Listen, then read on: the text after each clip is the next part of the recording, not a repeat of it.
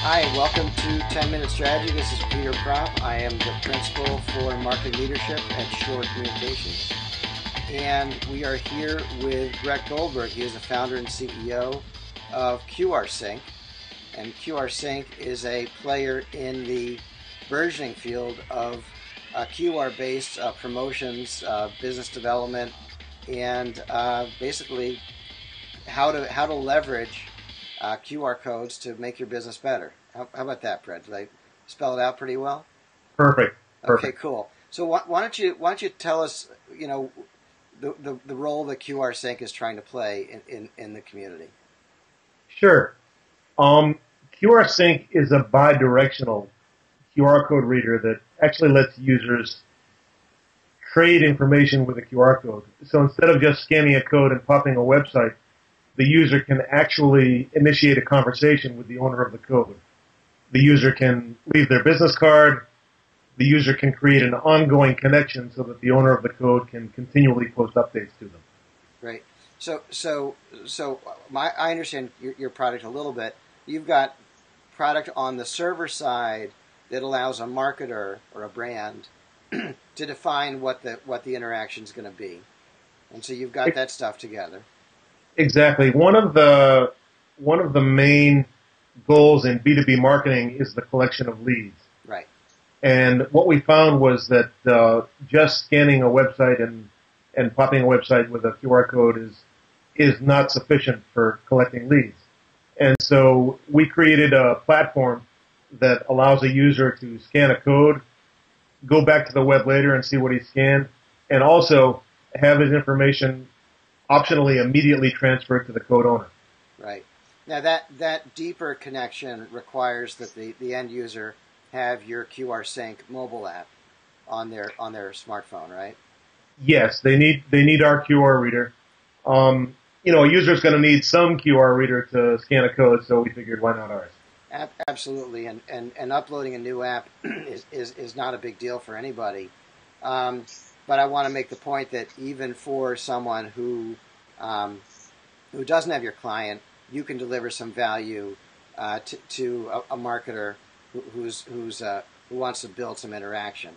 But obviously, they get much more out of it if they have both the client on the consumer side and the server code from you guys.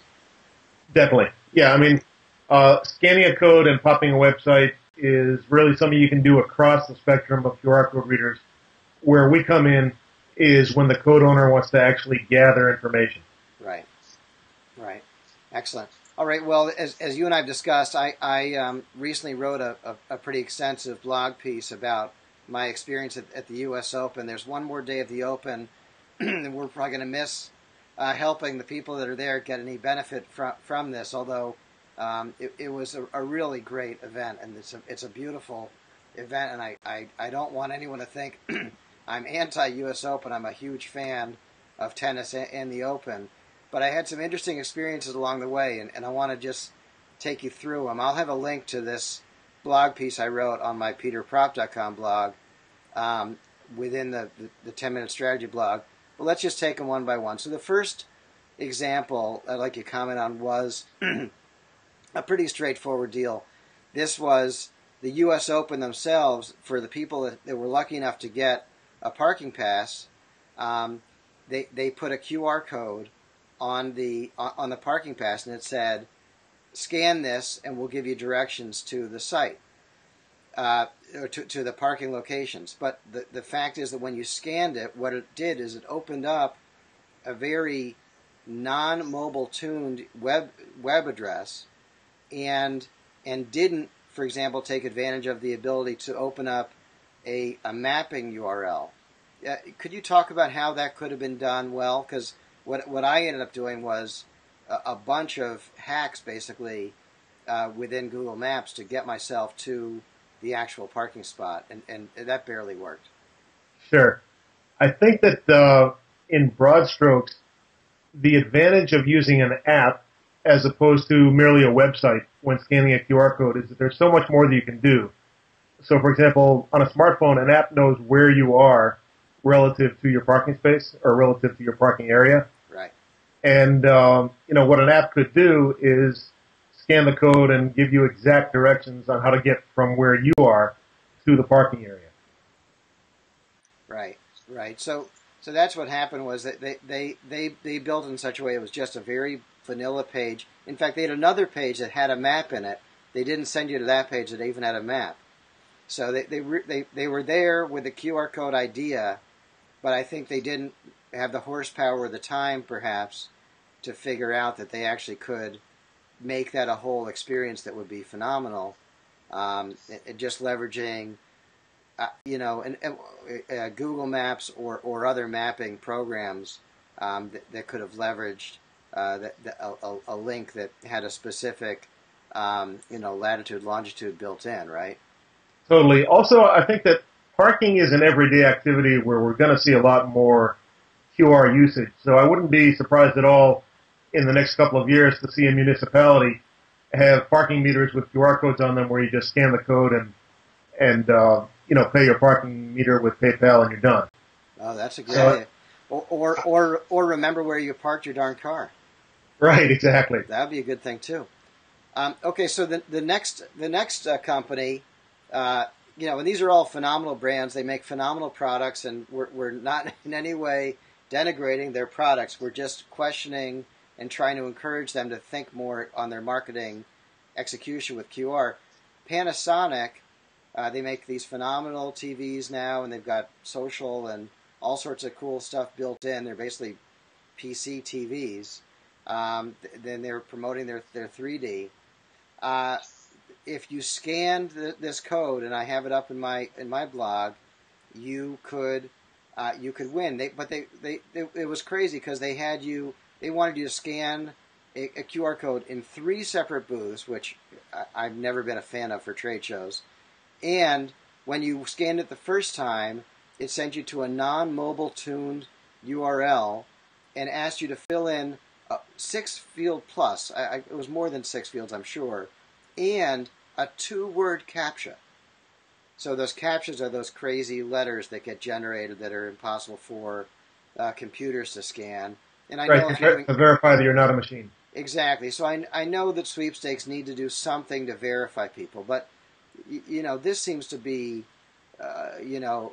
lawyer intense. They really were not thinking about the end user. What could they have done? Let's talk about what QRSYNQ could have done in this scenario, because I think that's sort of ideal for what you guys do. Sure. All right. So we really have 2 things going on here. We have a scavenger hunt and we have a raffle. Right.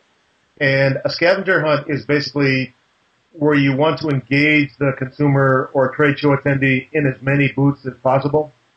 And so you want them to somehow check in every booth. Mm-hmm. And that's really replacing the punch card that a lot of trade show or event organizers use. We used to do a passport stamp at IBM. There you go. Yeah. So that's basically replacing that. The thing is that doesn't work very well if the QR app doesn't know who you are. Right.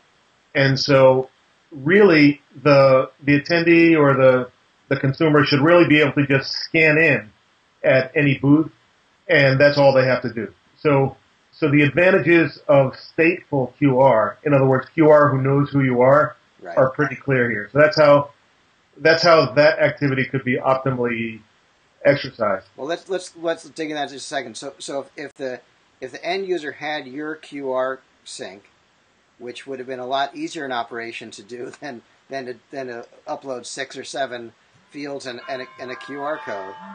Wow, we're going to run out of time. I knew this was going to happen. Let's just finish this one up, and we'll go on to the next 2 in a second video.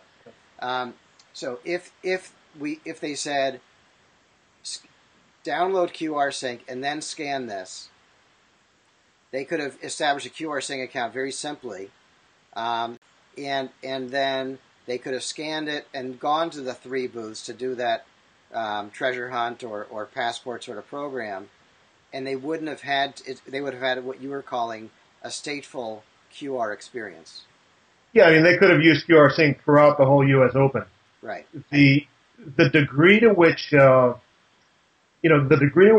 technology is not yet delivering on its promise could be compared right now to the old days when you had to dial into a bulletin board and dial a phone number every time you wanted to connect to a website. Right. The fact that you have to fill out a form every time you want to participate in a raffle or every time you want to check into a booth, this is intermediate technology. There obviously has to be something better at the end of the rainbow. Right. Absolutely. Okay, Brett, so I'm gonna press the stop button in a second. We're gonna do part 2. We'll talk about Chase, and we're talking about American Express and where they invested at the US Open and what they could have done better. But so far, this has been phenomenal, and obviously you really have thought about all these scenarios in great detail. So I appreciate what you've been telling us so far. Thanks. My pleasure.